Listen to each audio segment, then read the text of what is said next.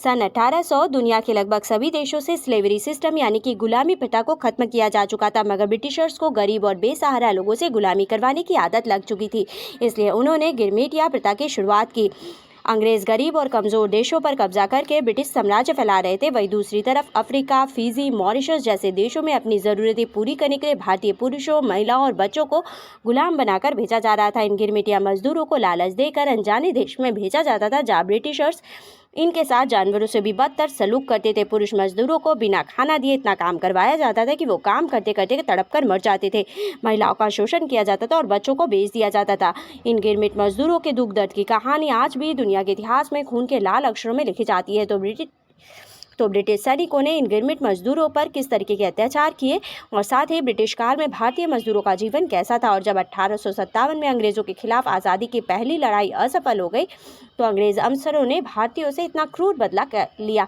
Hello everyone, मैं आकृति अग्रवाल आज आपके सामने एक नया वीडियो लेकर उपस्थित हूं। अपने आज के वीडियो में हम जानेंगे अंग्रेजों ने भारतीयों पर किस किस तरीके के जुल्म ढाए। तो चलिए बिना देर के वीडियो को शुरू करते हैं और जानते हैं इस बारे में डिटेल में। वो गांव के गांव बिना किसी कारण जला दिए गए। वो ना सिर्फ पुरुषों बल्कि बेकसूर महिलाओं के शरीर पर भी गर्म लोहे की रॉड से वार किए गए। कई औरतों के पतियों ने तो इस डर से अपनी ही बीवी का गला काट दिया कि कहीं वो अंग्रेज सैनिकों के हाथ न लग जाए।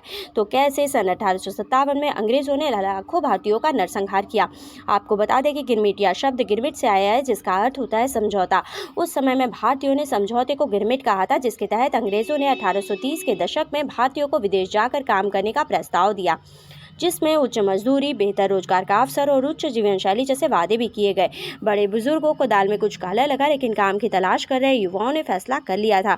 ठेकेदारों के कहने पर बिहार, उत्तर प्रदेश, बंगाल और यहाँ के युवा कोलकाता की तरफ रवाना हुए, जहाँ जहाज में सवार होकर उन्हें विदेश भेजा गया। कुछ युवा अकेले गए तो कुछ अपने बीवी और बच्चों के साथ गए। कलकत्ता में डेरा लगाए बैठी यूरोपियन कंपनियां इन मजदूरों को इंडिजेंट वर्कर्स कहती थी, जबकि भारत में इन्हें गिरमिटिया मजदूर कहा जाता था, जो कानून की नज़र में तो गुलाम नहीं थे, लेकिन उनका जीवन गुलामी से भी बदतर होने वाला था। दरअसल कलकत्ता में यूरोपियन कंपनियां प्रदेश जाने वालों को जहाज पर बिठाने से पहले कॉन्ट्रैक्ट यानी कि समझौते पर हस्ताक्षर करवा रही थी, जिसमें कई शर्तें लिखी हुई थी, जैसे कि हर महीने तनख्वाह के रूप में 8 रुपये मिलेंगे, 5 साल से पहले लौटने की अनुमति नहीं मिलेगी और परिवार के वही लोग मजदूर के साथ जा सकेंगे जो खुद भी काम करने के काबिल होंगे।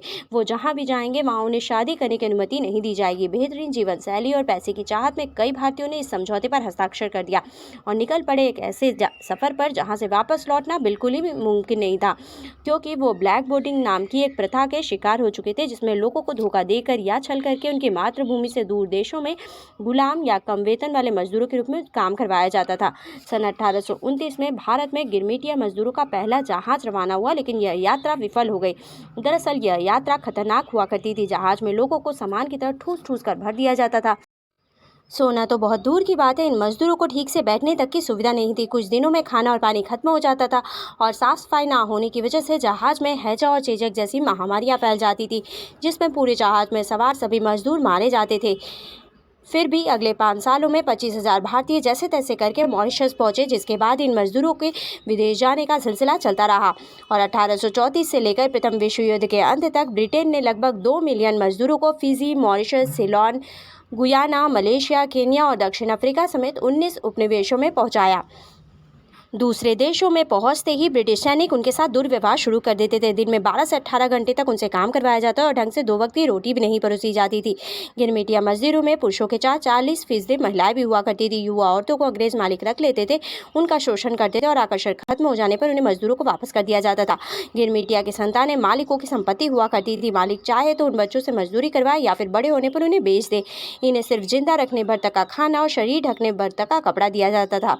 कोई मजदूर बीमार हो जाता था तो उसका इलाज भी नहीं करवाया जाता था। कुछ ऐसे ही मर जाते थे तो कुछ की मौत भूख से तड़पकर हो जाती थी। एक अनुमान के अनुसार 1770 से 1915 के बीच भारत ने कुल मिलाकर 22 बड़े सूखे झेले, जिनमें से 1770 में आए अकाल में बंगाल की 1/3 आबादी मारी गई थी।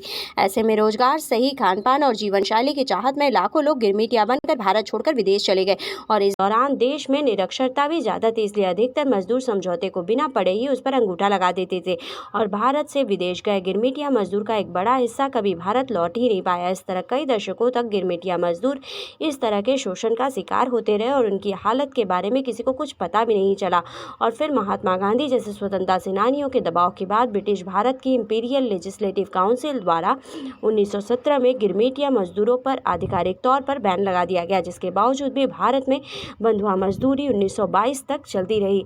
हमारी आज की वीडियो आपको कैसे लगी हमें कमेंट करके बताइएगा। आज की वीडियो में बस इतना ही। For more such interesting video like and subscribe my channel. Thank you. Bye bye.